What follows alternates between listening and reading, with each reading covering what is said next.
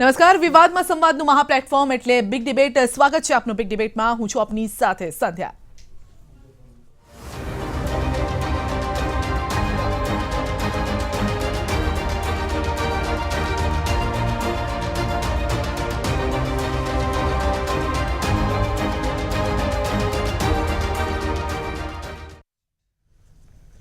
તો 2-3 દિવસથી જે સમાચાર ચર્ચામાં છે, સ્વામિનારાયણ સંપ્રદાયના સુગેય સ્વામીના જે દુષ્કર્મનો કેસ સામે આવ્યો છે તે અંગે ચર્ચા કરીશું. અને મુદ્દો પણ એ જ છે કે બાબા રે બાબા યે ક્યા હો ગયા. તો આ સાથે સવાલ પણ એ જ થઈ રહ્યો છે કે શું કોઈ પણ ધર્મ દુષ્કર્મ કરવાની પરવાનગી આપે છે? આ સવાલ એટલા માટે જરૂરી છે કારણ કે ધર્મથી જોડાયેલો આ મામલો છે અને આ અંગે ચર્ચા કરીશું. તો કેનેડામાં યુવતી સાથે દુષ્કર્મ કેસમાં હવે આરોપી સુગેય સ્વામી અને પીડિતા બંને સામસામે આવ્યા. ભૂગર્ભમાં ઉતરી ગયેલા સુગેય સ્વામીએ સોશિયલ સાઇટ પર વિડીયો અપલોડ કરી અને પોતાને નિર્દોષ ગણાવવાની કોશિશ કરી અને પીડિતા સામે આરોપો મૂક્યા. તો સામે પીડિતાએ પણ આરોપીના તમામ આરોપો ફગાવ્યા. તો અપલોડ કરેલા વિડીયોમાં સ્વામીએ સ્પષ્ટતા કરી છે કે તે યુવતીનું હિત ઈચ્છતા હતા. સ્વામીએ કહ્યું છે કે મીડિયામાં આવેલી વાતથી તેમને આઘાત લાગ્યો છે. સ્વામીના દાવા પ્રમાણે યુવતીના પિતાએ જ તેમનો સંપર્ક સાધ્યો હતો અને યુવતીને સત્સંગથી સંસારના માર્ગે વાળવાની વિનંતી કરી હતી. તો જેનાથી લાગણી વશ થઈ અને સ્વામીએ યુવતી સાથે વાત કરી હતી. આટલું તો ઠીક, ઉલટા ચોર કોટવાલ કો દંડેની જેમ જ સ્વામીએ આ વિડીયોમાં એવો પણ દાવો કર્યો કે યુવતીએ જ સામેથી સ્વામી સમક્ષ લગ્નનો પ્રસ્તાવ મૂક્યો હતો. સ્વામીએ કહ્યું છે કે મેં કોઈ દુષ્કર્મ કર્યું નથી અને વર્ષ 2015 બાદ હું ક્યારેય કેનેડા પણ ગયો નથી. તો સાધુના તમામ આરોપોને પીડિતાએ ફગાવ્યા છે. પીડિતાએ પોતે માનસિક રીતે અસ્થિર ન હોવાનું જણાવ્યું છે. સાથે જ આ બનાવ બાદ પોતે ડિપ્રેશનમાં હોવાનું પણ જણાવ્યું છે. તો પીડિતા વિડીયોમાં જણાવી રહી છે કે અમે 1.5 વર્ષથી પરેશાન છીએ અને મારી પાસે તમામ પ્રૂફ છે. આવું કોઈ દુષ્કર્મ મેં ક્યાંય કર્યું નથી. બીજું કે એ જે સમયની વાત કરે છે એ 2015ના ઓક્ટોબર સમયની વાત, જ્યારે હું છેલ્લે કેનેડા ગયો. ત્યાર પછી હું ક્યારેય કેનેડા પણ નથી ગયો અને આ વાત જગ જાહેર છે.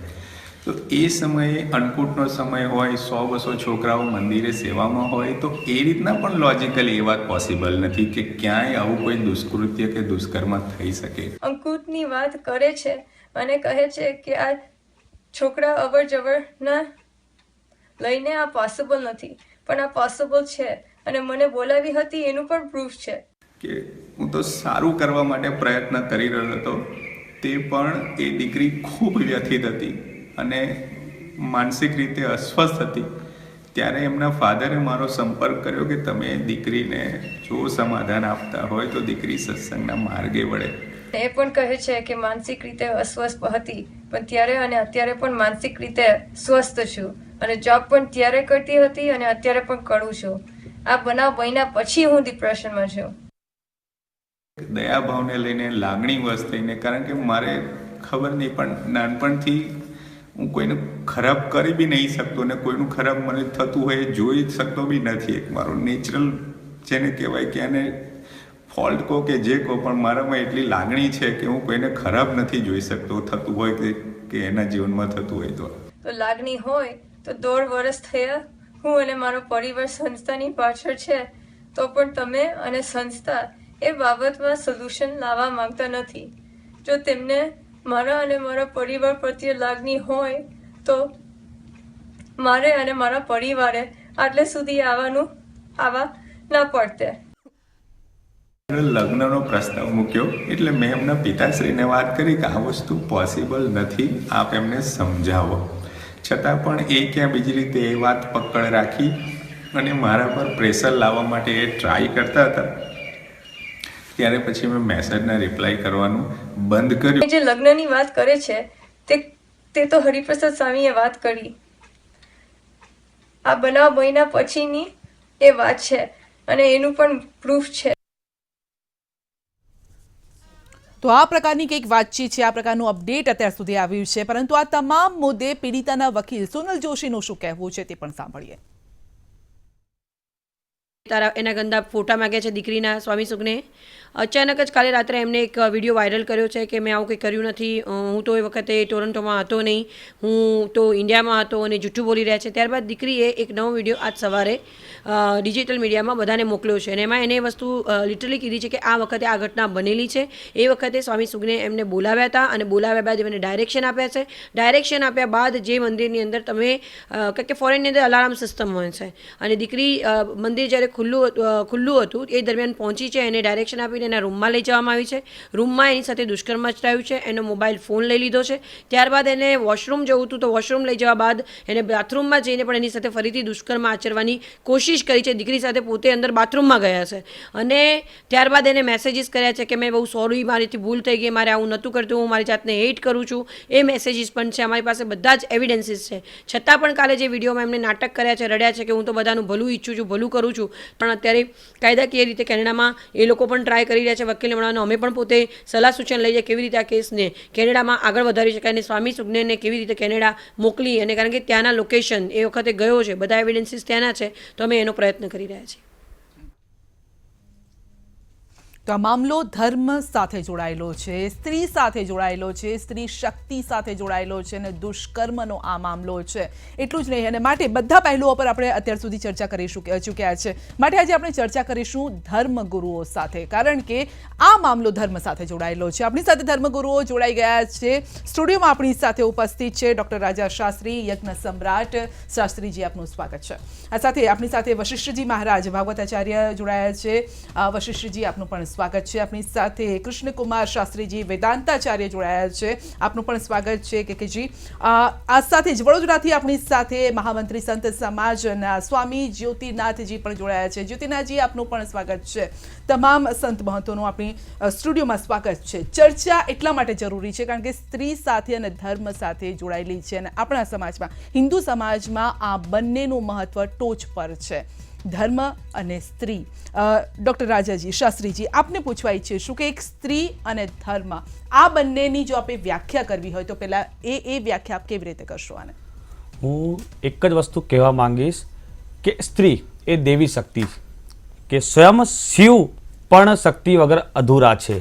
કે જ્યારે શિવમાંથી સ્ત્રી શક્તિ, સ્ત્રીની માત્રા નીકળી જાય છે ત્યારે એ સૌ બની જાય છે. એટલે સ્વયં શિવ પણ સ્ત્રીને આધારિત, શક્તિને આધારિત છે, માટે શિવ શક્તિ છે. તો શક્તિની આરાધના, અર્ચના અને સન્માન, તે કે અમારા ધર્મમાં એક વસ્તુ બતાવી કે ગૌ, ગંગા, ગાયત્રી, આની હંમેશા સેવા થવી જોઈએ, આનું સન્માન થવું જોઈએ, એ અતિ આવશ્યક છે. તો એ પ્રથમ સ્વરૂપ શાસ્ત્રમાં પણ આપેલું છે અને હું બીજા સાથે બી એ કહીશ કે સૌ प्रथम ये वस्तु अति आवश्यक है. जी जी, आज साथ वशिष्ठ जी, आप क्या कहेंगे? क्योंकि ये स्त्री से जुड़ा हुआ मामला है, धर्म से जुड़ा हुआ मामला है. धर्म क्या कहता है कि इस तरह से दुष्कर्म करे? नहीं जी, ऐसा धर्म नहीं कहता. और शास्त्रों में तो ये कहते हैं कि यत्र नार्यस्तु पूज्यन्ते रमन्ते तत्र देवता. जहाँ नारियों की पूजा होती है वहाँ देवता रहते हैं, और जहाँ पर नारियों के साथ ऐसा आचरण किया जाता है वहाँ पर जितनी भी क्रियाएं होती हैं सब असफल हो जाती हैं. अर्थात ये कि आज के डेट में सरकारें, पूरे दुनिया की सरकारें कौन सा ऐसा अच्छा कर्म करने का कोशिश नहीं कर रही हैं, लेकिन अधिकतर सारी क्रियाएं असफल क्यों हो जाती हैं? क्योंकि स्त्रियों के साथ नाइंसाफ़ी हो रही है, स्त्रियों के साथ ज्यादती हो रही है. उसका परिणाम सामने भुगता जा रहा है और लोगों के जीवन में स्पष्ट दिख रहा है.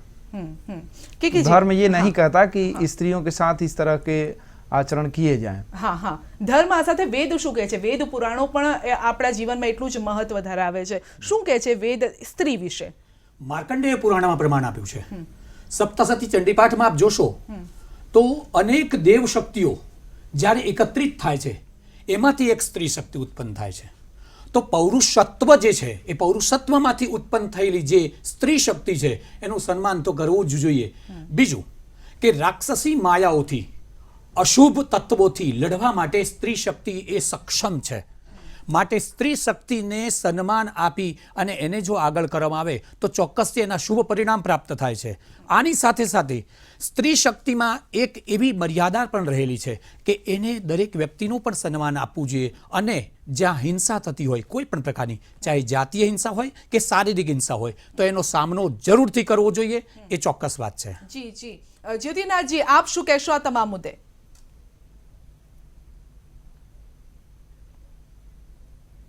સંધ્યાબેન, માર્કંડાચાર્યની વાત કરી. માર્કંડ પુરાણની અંદર લખેલું છે, કુમારી ચ કન્યા ચ યુવતી અયુવતી યતિ. આ દરેક પ્રકારની સ્ત્રી, જે પ્રૌઢથી માંડીને બાળકી સુધી દરેક સ્ત્રીને માતાનો દરજ્જો આપ્યો છે. માતાના 1008 નામ આપવામાં આવ્યા ત્યારે એની અંદર એનો ઉલ્લેખ ચડ્યો અને તેમાં કીધું કે આ બધી જ દેવીઓ છે. અપ્રૌઢા ચ પ્રૌઢા ચ વૃદ્ધ માતા બલોપ્રદા મહોદરી મુક્ત કેસી ગોરૂપા મહાબલા અગ્નિજ્વાલા રૌદ્રમુખી કારરાત્રિ તપસ્વીની. એટલે વિધવાને પણ એટલું જ માન, સધવાને પણ એટલું જ માન, બાળકીને પણ એટલું જ માન, માતાને પણ એટલું જ માન. દરેકને સ્ત્રીને એક લેવલ પર લાવીને માતાનો દરજ્જો આપ્યો. આનથી ઉઠી તો કઈ કક્ષા હોય ધર્મમાં? જી જી, આપ સૌનો આભાર, કારણ કે સ્ત્રીને આપ ટોચ પર માનો છો અને જેવી રીતે વશિષ્ઠજીએ પણ કીધું કે જ્યાં સ્ત્રીઓની પૂજા થાય છે ત્યાં જ દેવતાઓ વાસ કરે છે. તો શાસ્ત્રીજી આપની પાસે આવીશ ને આપને પૂછવા ઈચ્છીશ, તો પછી આવા દુષ્કર્મ કેમ થાય છે? અને એ પણ એક પવિત્ર જગ્યાએ જ્યાં મંદિર આવેલું છે, જ્યાં સ્થાપન થયેલું છે ભગવાનજીનું, એવી જગ્યાએ એવા દુષ્કર્મ થાય છે અને તો પણ પછી માનવા પણ તૈયાર નથી કે તમે આવું દુષ્કર્મ કર્યું છે. સૌ પ્રથમ હું સાધુત્વ વિશે બતાવવા માંગીશ કે શું છે સાધુત્વ. તમે આજની તારીખમાં ઘણા બધા લોકો ભગવા વસ્ત્ર પહેરે છે કે એ લોકો કોઈ સંન્યાસી કે સાધુ નથી, અને જે સાધુત્વ છે ત્યાં આ વસ્તુ છે જ નહીં. કે સાધુ એટલે પરિપૂર્ણ રૂપે સંત, એટલે જે પરિપૂર્ણ રૂપે શાંત થઈ ગયું છે તે સંત. તો સંતની વ્યાખ્યા જ આ છે. જે દુરાચાર કરે છે એ સંત નથી. અને સૌ પ્રથમ કે સાધુત્વ એ વસ્તુ છે કે જે લીધા પછી મનુષ્ય સર્વ ઇન્દ્રિયોને કાબુમાં કરી લે છે. સર્વ વૈરાગ્ય શું છે કે બધી વસ્તુથી વૈરાગ્ય લેવું, ત્યાગ કરવું બધી વસ્તુનું. અને હું જ્યારે મારું માનવું એ છે કે જ્યારે આવા લોકોને સંસારમાં રહીને સાધુત્વ પણ કરવું છે, સંસારી પણ રહેવું છે, તો આવા લોકો મહેરબાની કરીને સાધુ ના બને. નહીં, પરંતુ બે પ્રકારના સાધુ સંતો હોય છે. એક સંસારમાં રહીને પણ એક સાધુત્વ નિભાવતા હોય છે, એક ભક્તિ માર્ગ. પણ ઘણા આ બધા જે છે કે એક તરફ આજની તારીખમાં માનવામાં આવે છે કે અમે સ્ત્રીને દૂર રહીએ, અમે પગે ના લાગવા દઈએ, આ બધી પરંપરા એવી ચલાવે છે, આ નથી તે નથી. અરે બધું જ આપણે માની લીધું, છતાં પછી આ દુષ્કર્મો કેમ થાય છે? હા, તો તમે આ સાધુત્વ નથી. તમે તમારી ઇન્દ્રિયો પર કાબુ નથી મેળવી શકતા, આનો મતલબ એ થયો પછી તમે શા માટે તમને સાધુ બનવાનો અધિકાર જ નથી. અચ્છા, હા, કે જે લોકો વૈરાગ્ય અને સાધુ બન્યા પછી બધી સ્ત્રી પુત્રી, બહેન અને માતા છે, સર્વ માતાના સ્વરૂપમાં છે, તો પછી એ લોકોને સાધુ बनवाना अधिकार જ નથી. સૌપ્રથમ वशिष्ठ जी आप क्या कहेंगे इस बारे में? साधु बनने के पहले भी जो साधारण मनुष्य है, क्या उनको अधिकार है क्या? हाँ, वैसे भी किसी को भी अधिकार कैसे है कि स्त्रियों को बुरी नजर से देखे? किसी को भी अधिकार नहीं है, किसी को अधिकार नहीं है, सही है, और ना होना चाहिए. इसलिए मैं ये बात कहता हूँ कि जो साधु हैं और जो नहीं भी हैं, जो साधारण मनुष्य हैं, साधारण पुरुष हैं, साधारण बच्चों से लेकर के बड़ों तक ऐसी शिक्षा दी जाए जिससे वो अपने इंद्रियों को काबू में रख सके. वो केवल साधुओं का ही काम नहीं है, समस्त जनता का ये काम है. तभी जाकर के नारियां सुरक्षित रहेंगी, तभी हमारी मातृशक्ति का आदर हो सकेगा. इस तरह से केवल प्रवचन से, केवल साधुओं के ऊपर ठीकरा फोड़ने से कुछ नहीं होगा हमारे समझ से.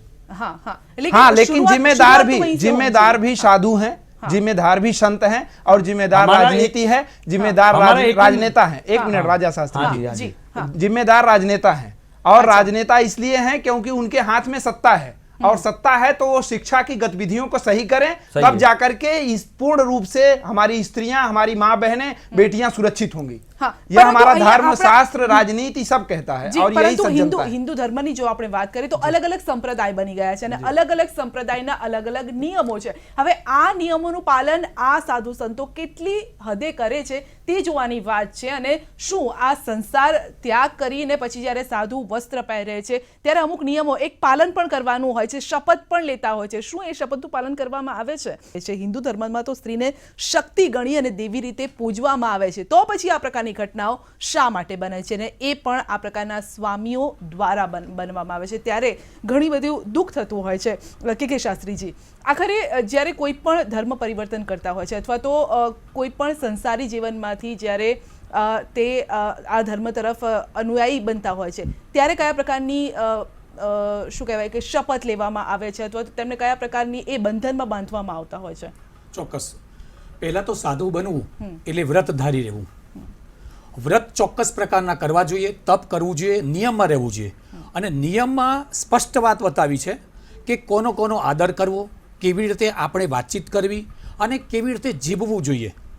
ખાણીપીણીથી માંડી અને દરેક રીતે માણસે સારી રીતે વર્તન કરવું એ ચોક્કસ એનો નિયમ છે. એની સાથે સાથે સ્વાધ્યાય કરવું જોઈએ.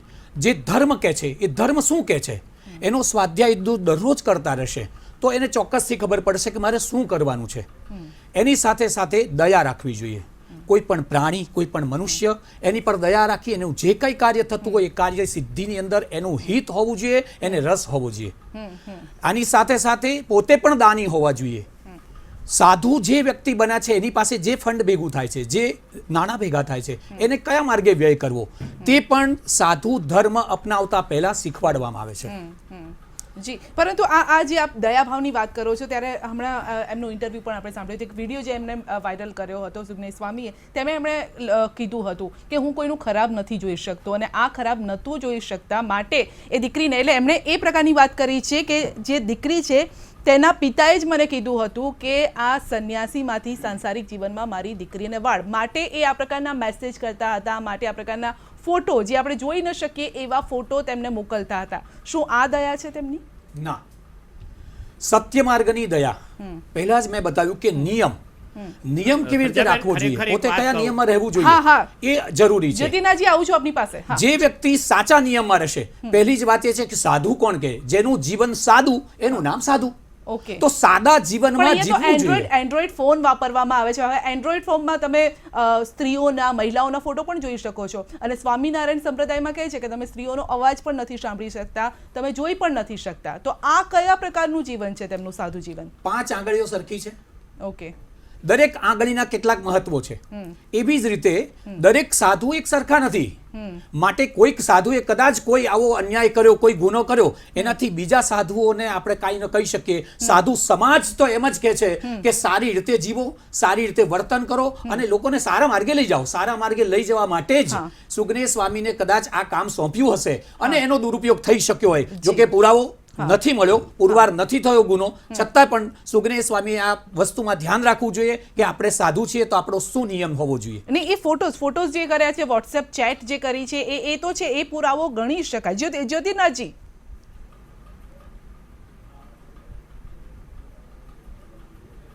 જો બેન, એક તો પહેલાં તમે એમનું બહુ વક્તવ્ય ધ્યાનથી સાંભળ્યું સુગ્નેશ સ્વામીનું. તેમણે એવું કીધું હતું કે હું એક લિમિટ ચૂકી ગયો હતો. એ લિમિટનું માપ નથી આપ્યું કે કેટલી લિમિટ ચૂકી ગયા છે. લાગણીના સબર થઈને લિમિટ ચૂકી જવી આ ગુનો છે. સાધુ એક સીમામાં જીવતું વ્યક્તિત્વ છે. તમે કીધું એન્ડ્રોઈડ ફોન અમે બી વાપરીએ છીએ. એન્ડ્રોઈડ ફોન પર કોઈ સમાજમાં આંગળી નથી કરી શકતું અમારી ઉપર. કેમ? તો કે અમારા સાધનોનો અને આધુનિક સાધનોનો ઉપયોગ લોક કલ્યાણ માટે, કે લોકો સુધી સંતત્વના સાચા મેસેજ મોકલવા માટે વપરાતા હોય છે, નહીં કે તેનો દુર્વ્યવહાર કરવા માટે. અહીંયા તો એક વસ્તુ એવી થઈ ગઈ કે એક પ્રણાલીના લોકોએ એક આડંબર સ્વીકારી લીધો કે જેની કુખે જન્મ્યા તેને પણ ભૂલી જવી અને તેને પણ ન જોવી, તેનો અવાજ પણ ન સાંભળવો, આવી એક છાયા ઊભી કરી અને છાયાની નીચે એક પ્રકારની પ્રક્રિયાઓ થતી હોય અને પ્રક્રિયાઓ જ્યારે ઉછરીને આ સુગ્નેશ સ્વામી જેવા રિઝલ્ટ આવે ત્યારે ત્યાગ વલ્લભ જેવા મહાન આત્માઓ તેનો બચાવ કરે, છાવરે. આ તો કયા લેવલની વાત? સંધ્યાબેન બહુ ઓછાને ખબર છે એવી વાત કહું કે 2015 અંદર જાન્યુઆરીના મહિનાનો બનાવ છે. અત્યાર લગી આ છુપાવવામાં આવ્યું છે. આ કયા હિસાબે છુપાવવામાં આવ્યું, કેમ છાવરવામાં આવ્યું?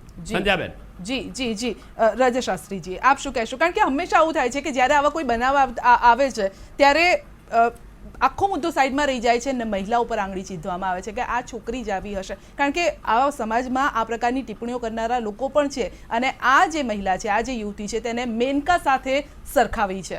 આ ક્યાંનો ન્યાય છે?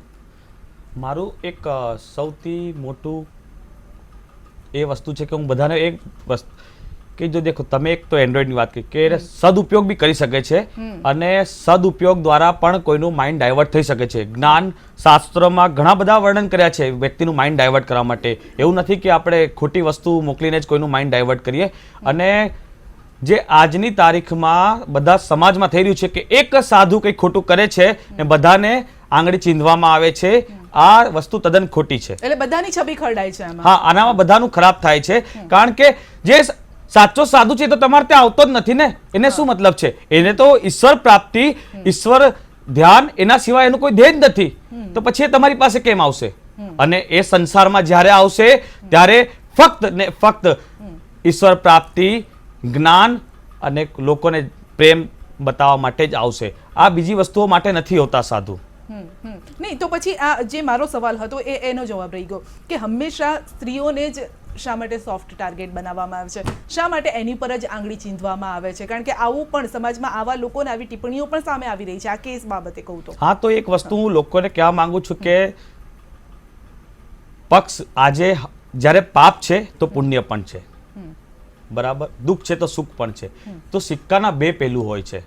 તો ખાલી એક વ્યક્તિ તરફ આપણે ખોટું કરીએ કે આ જ વ્યક્તિ ખોટી હશે, આ તદ્દન ખોટું છે. ઓકે, તો આપ સ્ત્રીને ખોટી માનો છો? ના. ઓકે, કે એક વ્યક્તિને આપણે ખોટું જણાવીએ હા. કે આપણે ખાલી કહી દઈએ કે સ્ત્રીનું જ પાપ છે, સ્ત્રી જ ખોટી હશે. હા. શું? બંને એક પક્ષ- સાધુ, એટલે, હા, બંને સાધુની પક્ષ બી એક જોવા સીમા છે અને સ્ત્રીની બી એક સીમા છે. બંને પોતાની સીમાને જાળવી રાખવી જોઈએ, મારું આ માનવું છે. હા, પણ કે ઘણી બંને વખતે જબરદસ્તી પણ કરવામાં આવતી હોય છે અને એ જબરદસ્તી કદાચ બહાર નથી આવી શકતી, જે રીતે આ ના, યુવતીનું કહેવું છે. હા, તો મારું એક કેવું છે કે 2-2.5 વર્ષ પછી એ વસ્તુ બહાર આવે છે. અચ્છા, ના, એ એમના વકીલનું આ બાબતે કહેવું છે હા. કે 1 વર્ષ સુધી એ માનસિક રીતે એ સજ્જ થતી હતી કારણ કે સમજાવટનો કોમ્પ્રોમાઇઝ, આપણે એ કહીએ છીએ કે કોમ્પ્રોમાઇઝ પણ કરવાનો પ્રયત્ન કરવામાં આવ્યો પરંતુ ત્યાંથી એ પોઝિટિવ ન રહ્યું ને માટે હવે છેલ્લે કંટાળી અને આ યુવતીએ આ વાત બહાર લાવી છે. કેકેજી, આ શું થઈ રહ્યું છે? સાધુ સંતોને આ બધું શોભે છે? સાધુની વ્યાખ્યા જ અલગ છે. હા, એટલે સાધુ શું એ આપની પાસેથી સમજવાનો પ્રયત્ન કરીએ. મેં જેમ આગળ બતાવ્યું કે વ્રત, જપ, તપ, નિયમ, સ્વાધ્યાય, દયા, આ બધું જેનામાં રહેલું છે, જે સત્યના માર્ગે વ્યક્તિને લઈ જાય છે, જે ખરેખર સાચો માર્ગ બતાવે છે, જે ધર્મ બતાવનાર છે, તમારું કર્મ બતાવનાર છે, એનું નામ છે સાધુ. હવે સત્કર્મ, સાચા માર્ગ તમને બતાવે, માણસ ઘણી વખતે ભટકી જાય છે. મા બાપનો પહેલો જ ધર્મ એ છે કે કોને તમે બતાવી રહ્યા છો, આ મારા દીકરાને કે દીકરીને તકલીફ છે, કોની પાસે જઈ રહ્યા છો. જો મા બાપને એ વસ્તુનું જ્ઞાન નહીં થાય ને તો આગળ કાંઈ નહીં થાય. આવા સંતો જ આવા સાધુઓ મળી જશે. સંત છે ને એ સંતની વ્યાખ્યા જ અલગ છે. જેમ સાદું જીવન અને જે જીવનથી મનુષ્યએ દરેક પ્રકારે કલ્યાણ રૂપ જ જેનું આંખ જ હોય. અમારા શાસ્ત્રમાં તો એવું લખ્યું છે કે જેની આંખ અને હાથ બે ચોખ્ખા હોય ને એ જ સાધુ છે. પણ અહીંયા તો આંખ પણ ચોખ્ખી નથી, હાથ પણ ચોખ્ખા નથી. સાચી વાત છે, માટે એ સાધુ નથી. ઓકે, અને માટે હવે કારણ કે આખો જ્યારે આ મામલો બહાર આવ્યો પછી તેમણે સંસાર જીવન અપનાવી લીધું છે. જો એ ખરેખર સાધુ તો પછી એટલું ટૂંક સમયમાં શા માટે સાંસારિક જીવન અપનાવી લેત? સાચે પૂછીએ તો સાંસારિક જીવન અને સાધુ જીવન એ બંનેમાં એક સૌમ્યતા તો છે જ. અહીં જોવા જઈશું તો દરેક ધર્મની અંદર ધર્મગુરુઓ એ કેવળ કુંવારા હોય અથવા તો પરણેલા જ ન હોય એવું જોવા મળ્યું જ નથી. તો પછી આવા નિયમો શા માટે કરવા? વશિષ્ઠજી, આવા નિયમો શા માટે કે તમારે સાંસારિક જીવન છોડવું પડશે, તમારે સ્ત્રીઓને નહીં જોવાની, આવા ઘણા બધા નિયમો હોય છે? કારણ કે હું એટલું ડેપ્થમાં કદાચ મારું જ્ઞાન ઓછું છે, આપનું જ્ઞાન મારા કરતાં ઘણું વધારે છે. આપની પાસેથી જાણવા ઈચ્છીશું કે જરૂરી છે કે સંસાર જીવન ત્યાગવું જ જોઈએ? साधु क्या है पहले ये तो समझ में आए. अभी केके जी बता रहे थे. हाँ, साधु मतलब सरल होना है. इतना पेचीदा होना साधु होना थोड़ी ना है. साधु होना तो बिल्कुल सरल होने का नाम है. और अभी साधु तो 7 फाटक के अंदर रहते हैं राजनेताओं की तरह सुरक्षा में. तो इनको मैं साधु कहता ही नहीं हूँ. साधु जो सरल हो, जो मानवीयता को समझे और जो मानव की तरह रहे. मानव से बड़ा दुनिया में कोई नहीं है और मानव से छोटे में काम चलता नहीं है. मानव ही साधु है, मानव ही आदमी है, मानव ही इंसान है. और मानव से ऊपर होना मतलब भगवान होना और भगवान कोई नहीं है. जी। इस बात को स्पष्टता अगर नहीं की जाएगी तो ऐसे ही बीच बीच में से एक एक साधु इस तरह से निकलेंगे। नहीं तो आज तो हर धर्म गुरु की मूर्तियां लगती है, भगवान की तरह पूजे जाते हैं। बिल्कुल गलत है हमारी दृष्टि से। ओके, लेकिन हमारे ऋषि मुनि की धर्म बात करें, गुरुओं हाँ, की पूजा हाँ, होनी चाहिए, लेकिन उनके सिखाए गए मार्ग की बात की पूजा होनी चाहिए, ना कि उनकी चरण वंदना दिन रात होनी चाहिए जैसे हो रही है। फोटो की पूजा हमारे यहाँ शास्त्रों में विधान है, जब मर जाता है आदमी पितरों की पूजा फोटो की होती है, उनकी आरती होती है, जीते जी नहीं पूजा जाता किसी को। और पूजे जाने का परिणाम और इतिहास संध्या जी आपने जान लिया है। जी, जी। अभी बहुत सारे ऐसे इतिहास आ चुके हैं, ऐसे बहुत सारे कारनामे आ चुके हैं, आपने देखा है। जी जी। उसी आसाराम- के चक्कर आसाराम जी में के हम- बारे में क्या कहेंगे तो इसके बारे में? हम मान लीजिए कि उनके विषय में अगर कहेंगे तो ये कहेंगे कि एक व्यक्ति के लिए, एक व्यक्ति की वजह से पूरा साधु समाज बदनाम हो रहा है। और मैं ये कह रहा हूं कि अभी उस व्यक्ति का भी फाइनल परिणाम नहीं आया कि वो गलत ही है, इसके बावजूद बदनाम हो रहा है।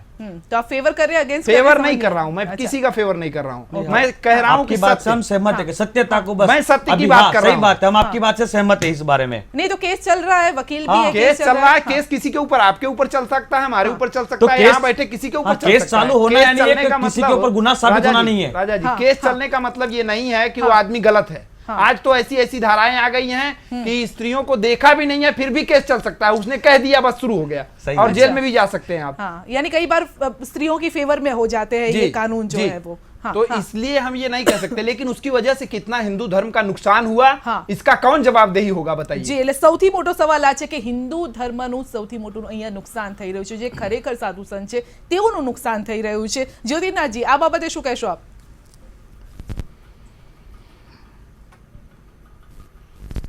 સાધુત્વ એ સમાજની અંદર પહેલા તો એક વસ્તુ બધાએ યાદ રાખવી જોઈએ કે બધા સાધુ સરખા નથી હોતા। દરેકના, તમે બી કીધું કે સંપ્રદાયના નિયમો જુદા છે, દરેકની પ્રક્રિયા જુદી છે।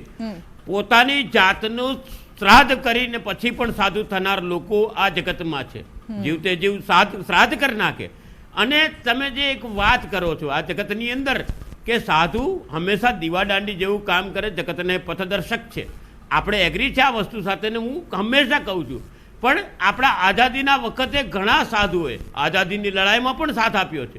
સાધુત્વ સમાજની અંદર કોઈ પણ પ્રકારે અહિત થતું હોય ત્યાં લડવાની તાકાતવાળો સાધુ જોઈએ, પણ સમાજનું અહિત કરી અને પોતાની રોટલીઓ શેકે।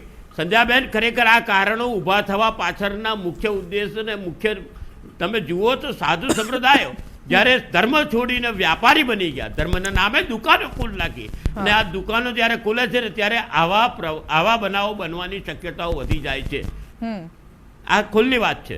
જી જી, પરંતુ આમનો આપે આપની ઓડિયો ક્લિપ પણ સાંભળી હશે, એમનો વિડીયો પણ છે જે સુજ્ઞેય સ્વામીનો, અને તેમનું કહેવું છે, તેમના પિતા પર આરોપ લગાવી રહ્યા છે કે તેમના પિતાએ કહ્યું હતું કે મારી દીકરીને સત્સંગમાંથી સાંસારિક જીવનમાં પાછી લાય, માટે તેમણે આ પ્રકારનું કર્યું છે। જ્યોતિનાથજી,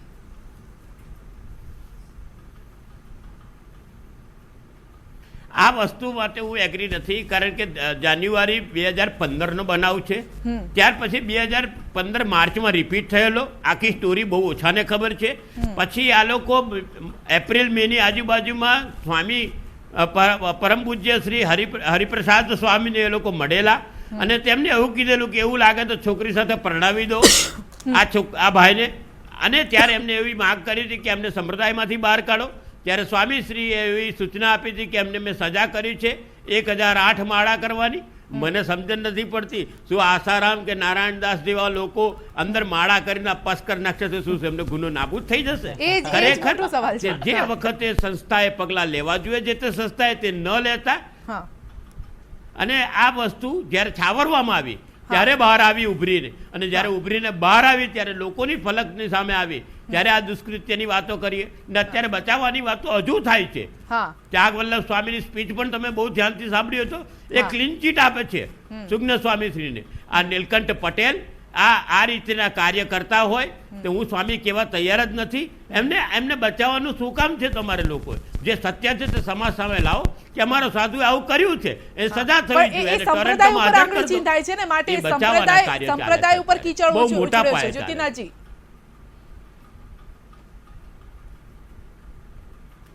પણ સંપ્રદાય પર જ્યારે કીચડ ક્યારે ઉછળે કે ત્યારે તમે જાન્યુઆરી 2015થી આ વસ્તુ જાણો છો, સંપ્રદાયના વડા અને ત્યારથી અત્યાર સુધી 2017ની માર્ચ સુધી એને બચાવવાના પ્રયત્ન થતા હોય હા. તો પછી સંપ્રદાય પર જ આંગળી ઉઠે ને, લોકો જી. ક્યાં જશે? જી, પણ આવા સમયે રાજાજી આ શું કરવું જોઈએ? કારણ કે જે રીતે છાવરવાનો પ્રયત્ન થઈ રહ્યો છે, જેટલા વક્તવ્યો તેમની સ્પીચ સામે આવી છે સંપ્રદાય તરફથી, એવું જ કહેવું છે કે તપાસ થશે, પોલીસ તપાસ થશે, આ તો વિદેશનો મામલો છે, અહીંયા શા માટે આ પ્રકારની વાતો કરવામાં આવે છે? શા માટે છાવરવાના પ્રયાસ થઈ રહ્યા છે? ખોટું છે તો ખોટું છે.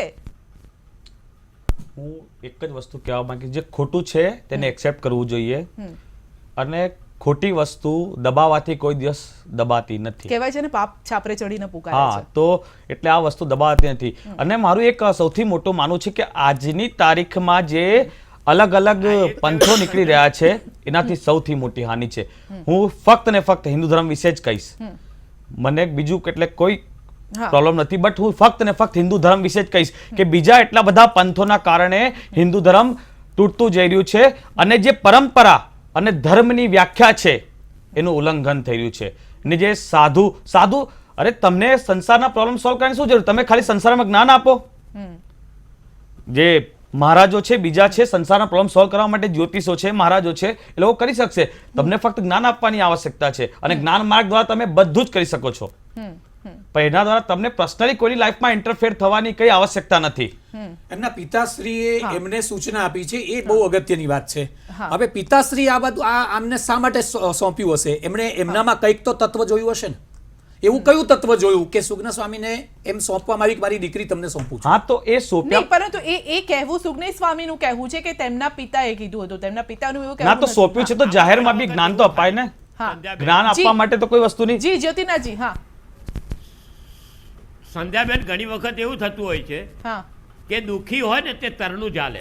સાચી વાત છે. જેના તો ઘરમાં માણસ દુઃખ તરનું હતું, સાચી વાત છે તમારી. ત્યારે હું સમાજની સાથે જોડાયેલો છું ને કહું કે હા. ઘણી વખત દુઃખી હોય ને તે પણ તરનું ચાલે. આ અને તે પ્રકારનું તરણામાં કોઈ હવે પિતા આ કેનેડા જેવા પ્રકારનું ન દેશમાં કે એકાદું યોગી જ્યોતિનાજી, આવો હોય કોઈ ને પણ જે પિતા સંચાલન આવું કરતો ન હોય. કે મારી દીકરી સાથે દુષ્કર્મ કરો અને તેને સંસારિક જીવનમાં પાછા લાવો. કોઈ પિતા આવું કહેશે? એવું નથી કીધું, એમને જ્ઞાન આપવાની વાત કરી હતી. ના, ના, સુગ્નેશ એમને સ્વામીનું જે counseling કહેવું કરવા છે માટે તે આ કીધું છે. એક પ્રકારે. હા. આપણા સારા શબ્દોની વાત કરીએ તો હા જી. ના ના ના ના ના, એના પિતાશ્રી એવું કહી દીધું કે તમે મારી દીકરી પર દુષ્કર્મ કરો. એમ શું ફાલતુ વાત હું કરો? એ જ કહું આ છું, કોઈ બી બાપ ના સુગ્નેશ કે, અને સ્વામીનું એવું બાપને કહેવું જ્યારે છે ખબર કે પડી, સંસાર ત્યારે તે સત્સંગમાંથી પોતે મારી દીકરીને સ્વામી સંસાર હરિપ્રસાદને જીવનમાં મળવા પાછી લાવો, આવ્યા અને તેમને આનો અનર્થ કરી નાખ્યો છે કે જી. એકચ્યુઅલી સાચી વાત છે. અર્થનો અનર્થ કરવો, હા. જો અગર ના, સ્ત્રીને ના, સાચી આ ભાવનાથી વાતને એને સારા માર્ગે જ લઈ જવી કોઈ હોય પણ બાપ. તો આની પાસે મનોચિકિત્સક પણ હતા. જો મનોચિકિત્સકને બતાવ્યું હોય તો એ પણ એનું રસ્તો કાઢી આપત. અચ્છા, એમને સોંપ્યું કામ કેમ, એ અગત્યનો સવાલ છે. જી. આ સાધુને આ સોંપવામાં આવ્યું કેમ કે કદાચ આ દીકરી સ્વામિનારાયણ ધર્મ પાળતી હશે. અને આજે એક વાત કાપી, સોરી તમે વાત કાપી શાસ્ત્રીજી. હવે આજની તારીખમાં એક સૌથી મોટી ઇમ્પોર્ટન્ટ કે હું બધા લોકોને જે હિન્દુ ધર્મને કે બધાને એક નમ્ર નિવેદન કરીશ કે તમારે ત્યાં બધા જે સાધુઓ આવે છે ને, તો તમે તમારા બાળકોને આશીર્વાદ અપાવો, જ્ઞાનની વાતો અપાવો, પણ એવી ખોટી વસ્તુઓ બાળકોના મગજમાં ભ્રમ ના ભરો કે દીક્ષા લેવી આ તે. કારણ કે આજની તારીખમાં બાળકોને ભ્રમિત કરવામાં આવે છે દીક્ષાના માર્ગે. શું તો એ વસ્તુ બહુ ખોટી થઈ રહી છે. જી જી. અને એ ખાસ મુદ્દો છે કે બળજબરીથી સાધુ બનાવવામાં આવે છે, માટે આ પ્રકારના કિસ્સાઓ સામે આવે છે. લોભ દેખાવીને સાધુ બનાવવામાં છે, તદ્દન ખોટું થઈ રહ્યું છે. હા. ઘણા પંથોમાં બસ કે આપણે હા शास्त्री जी मैं जी। एक बात कहूंगा बीच में। હા જી. દુકાનો ખોલવાની ને, साधु का जो ફ્રેન્ચાઇઝી આપવાની. साधु અચ્છા, का जो मुद्दा फ्रेंचाइजी है, આપવાની. ઓકે. जो साधु का मुद्दा है, हम ये कहते हैं कि साधु बनाने से बढ़िया है कि एक अच्छा इंसान क्यों नहीं बनाता है। सही बात है आपकी. जी. साधु जी। पर इतना डिबेट, इतनी चर्चा क्यों? साधु का क्योंकि इतना ऐसे सवाल किस्से- क्यों? ऐसे किस्से सामने आते हैं। हम ये साथ कहते में हैं कि हाँ। हमारे ऋषि मुनि हम जितने लोग बैठे हैं यहाँ पर, यहाँ तक कि महाराज जी जो अभी डिबेट में शामिल हैं हाँ। और जो नहीं भी शामिल हैं, सबकी मैं चर्चा करता हाँ हूँ। जी। सबका जन्म कहाँ से हुआ? साधु से हुआ જી બિલકુલ. या गृहस्थ संत से हुआ? वशिष्ठ से लेकर कश्यप से लेकर जितने भी लोग थे, ना, सब गृहस्थ थे, संसारी और सब गृहस्थ हो करके और गृहस्थ से मानव धर्म को, मानव जाति को गृहस्थ एक थे। अच्छा ज्ञान देते हुए उन्होंने यह स्पष्ट किया कि हम गृहस्थ में रह करके कीचड़ में कमल की तरह खिल सकते हैं। બિલકુલ. કોઈ પણ સંત સાધુ સંસાર જીવનમાં રહીને જ્ઞાન ન પીરસી શકે?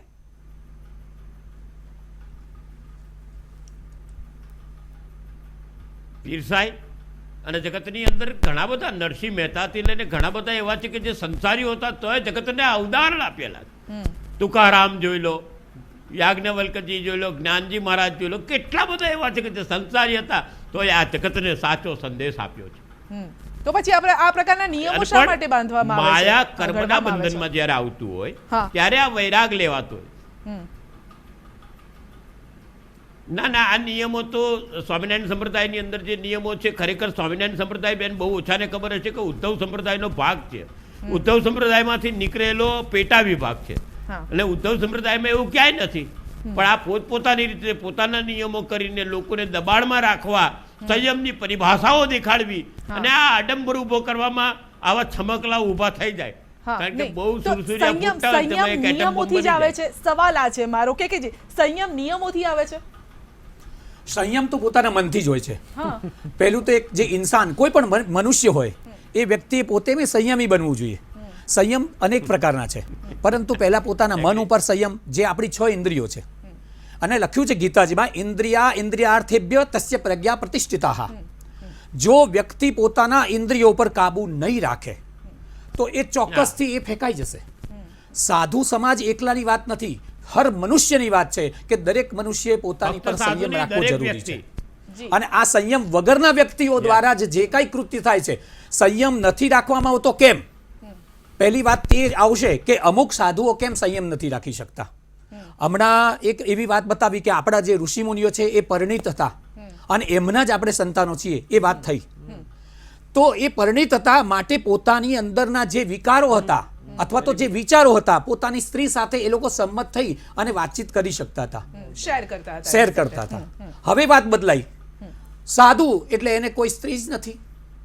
તો સ્ત્રી નથી અને અંદરના જો આવેગો જાગૃત થઈ જાય છે તો એ વ્યક્તિ પછી આવા કુકર્મો તરફ પ્રેરાય છે. જો આવેગોને કાબૂમાં રાખવા હોય તો એ મનુષ્યની અંદર જ એવી શક્તિ રહેલી છે કાબૂમાં રાખી શકાય, એનું નામ જ સાધુ છે. તો સંત બનવું જોઈએ. જો સંત બનવું જ હોય તો દરેક ઇન્દ્રિયોને, આપણી 6 ઇન્દ્રિયો છે, બધાને કાબૂમાં રાખો, સંત બની જવાશે. બરાબર. રાજાજી, પરંતુ ઘણી વખત આપણે કહેવત પણ છે રાજાજી કે સ્પ્રિંગને જેટલી દબાવો એટલી જ ઉછળે છે. ના પણ મારું સહેમત છો? હા. ને હું એક માનું છું વસ્તુ કે જે તમે સંત બન્યા છો તો તમે સાધનાઓ કરો, ધ્યાન પ્રક્રિયા અને ઇન્દ્રિયોને સંયમ કરો. સંયમ નિયમ આ બધું શાસ્ત્રમાં બતાવેલું છે. અને સાધુ બન્યા પછી તમને એ વસ્તુ તમે કરો છો, સંયમતા રાખો છો, તો કોઈ વસ્તુની આવશ્યકતા નથી પડતી તમને. જી વશિષ્ઠ જી. હા. वीणा का तार હા. इतना अधिक कस मत कर दो, इतना कसा मत कर दो कि वो टूट जाए, और इतना ढीला भी मत छोड़ दो कि उसमें से कोई रागिनी न बजे. જી. इसी तरह से मनुष्य का जीवन है. मनुष्य का जीवन जब तक तालमेल के साथ नहीं होगा, वो स्त्री को नहीं समझेगा, तब तक वो संयम नहीं रख सकता. ये मैं कह रहा हूँ. જી. હા. મારું जब એક કહેવું तक वो છે કે स्त्री को समझेगा नहीं, तब तक साधु कैसे बनेगा? जिस चीज से उसको संयम रखना है उसको तो समझना पड़ेगा. इसीलिए हमारे ऋषि परंपरा में विवाह करना था. वैराग्य बहुत कम थे જી. और विवाह और संयमित गृहस्थ जीवन अधिक थे. और उनके पढ़ाए हुए ज्ञान कृष्ण लेते थे, उनके पढ़ाए हुए ज्ञान राम लेते थे. कृष्ण के गुरु संदीपनी वैवाहिक थे और राम के गुरु वशिष्ठ वैवाहिक थे. अब बताइए उनसे बढ़िया और बड़े ज्ञानी कौन कौन से साधु हुए हैं, हमको बता दीजिए. सही बात है आपकी. हमें बताएं. आपकी बात से मैं सहमत हूँ कि 16 संस्कार जो वेदों में बनाए गए, तो ये तो जो 16 संस्कार में जो जगह हाँ, जगह शास्त्री जी एक मिनट, जो जगह जगह अभी हम હવે બિલાડીના ટોપની જેમ આમ ફૂટી નીકળે છે સાધુ चारों संतों. तरफ वो बरसात में जैसे वो छत्ता निकलता है, हाँ. उस तरह से जैसे धर्म संप्रदाय की बाढ़ आ रही है, यह मानव के लिए बहुत हानिकारक है. हाँ. मैं ये कहना चाहता हूँ. नहीं, लाल नीला पीला पहन लिया, हाँ. कपड़ा तिलक कर लिया और साधु बहुत संत हो ही गए. हानिकारक है. હા. તો આની સમાજ પર, જ્યોતિનાજી, સમાજ પર શું અસર પડે છે આની?